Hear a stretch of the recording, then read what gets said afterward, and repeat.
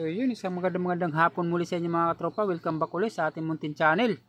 So yung mga katropa, nandito na naman po tayo sa playa. Siyempre, nandito na naman tayo sa ating playground. Wala naman iba tayong pupuntahan pagkahapon, no? Kundi dito sa ating playground sa playa. Kasi ito lang naman talaga yung lugar na pinupuntahan natin. So yung mga katropa, tara, samahan natin si Junior at magpapalipad daw yung kanyang saranggola. At ang nakakatawa dito mga katropa, kasi yung design ng kanyang saranggola ay dapat walang buntot yan. Ayun, kaso ito, napakahaba na ng buntot, ayaw pa lumipad. Hindi naman talaga linalagyan ng buntot yan mga katropa, yung mga ganyang klase ng, ng saranggola, yung design ng pagkakagawa. Eh problema, ayaw talaga lumipad, umiikot lang siya. Dahil siguro sa malit yung kanyang buntot, no, parang yung kanyang star ay napakaliit. Hindi siya sumasagap ng hangin, kaya umiikot. Di mas kasi yung katawan niya, mas malawak yung sagap ng hangin kaysa yung sa buntot. Kaya siguro kaya umiikot siya, no? Kaya ilang beses na natin sinubukan, ayan, pinipilit ni Junior paliparin. Problema talagang umiikot mga katropa.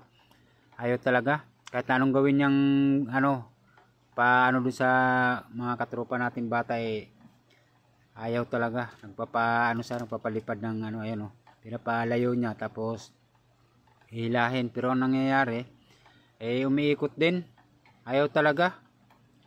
Ayun, pero hindi yan titigil si Junior hanggat hindi niya napapalipad yan. Ayun, lumipad simplang yun, ayaw pa din mga katropa. Talagang ayaw talagang lumipad. Ang haba-haba na ng buntot ito mga katropa, halos 10 meters na atang haba nito. Ayaw pa rin lumipad. Pero hindi tayo titigil hanggat hindi natin napapalipad to. Ayan, oh. Ayan, napunta sa lambatan at sumabit pa sa mga kawayanan. Kasi talagang ayaw talagang lumipad. Ayan, testing ulit, testing. Wala, talagang ganun eh. Paano malalaman kung lilipad pagka ayaw isubok, Ayan. Kaya sabi ko kay Junior, wag dun sa may mga bangka, dito tayo sa maluwag kasi napakalawak naman ng playa ngayon dahil ang laki ng kate. Yung laki ng low tide, kaya napakalawak ng playa natin ngayon, kaya pwedeng magpalipad ng saranggola mga katropa. Ito na. Ayan, hindi titigil to si Junior hanggat hindi niya napapalipad to eh. Ayan, subok ulit. Ayan, kasi sayang nga naman yung pinaghirapan niya at ilang oras na rin ginawa yun. Ayun, ayaw ito pa rin talaga mga katropa. Kunting hagis pa lang nabalintong na. Ayan, oh, nakikita nyo naman kung gaano ka nakapag-init ng ulo tong saranggolan to. Pero hindi yan titigil si Junior hanggat hindi niya napapalipad yan. Gagawa ng paraan yan para mapalipad lang. Yun, testing ulit, testing. Yun. Ay, wala talaga mga katropa. Umiikot talaga, ayaw niya talaga lumipad. Kaya tingnan natin kung ano yung problema.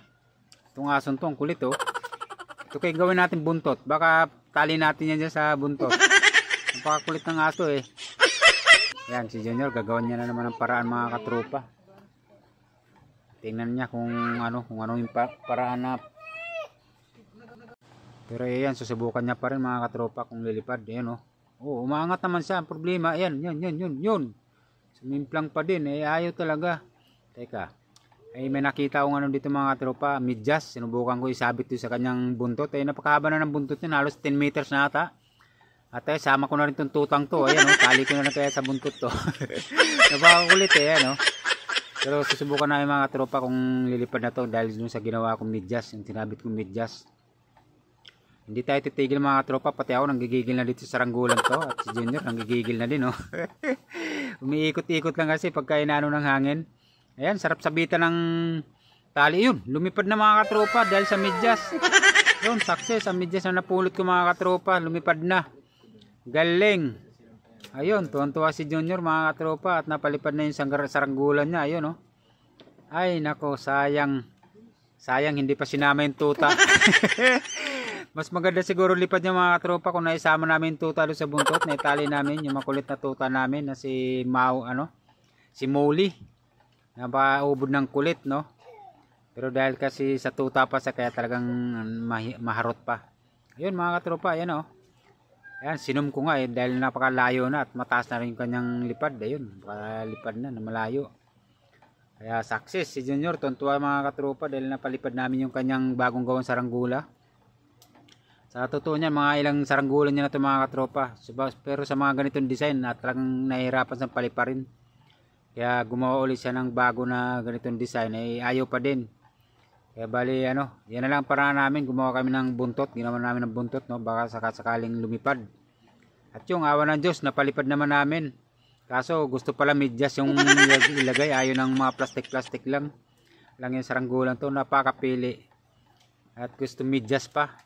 Siguro mas maganda lipad yung mga tropa kung tutan nilagay namin doon sa buntot, no, para mas matayog talaga yung lipad. Ayun. Ayos, Junior. Ayos. Nice. Napa-approve si Junior. Kasi napalipad na namin kanyang saranggola na bagong gawa. Eh, wala. Mauwi lang sana sa pagkasira yung mga tropa kung di niya napalipad. Kasi pati ako nangiinit na yung ulo ko eh. Dahil nakakailang hila na eh. Umiikot-ikot lang, no? So, yun. Hanggang dito lang tayo mga tropa. At maraming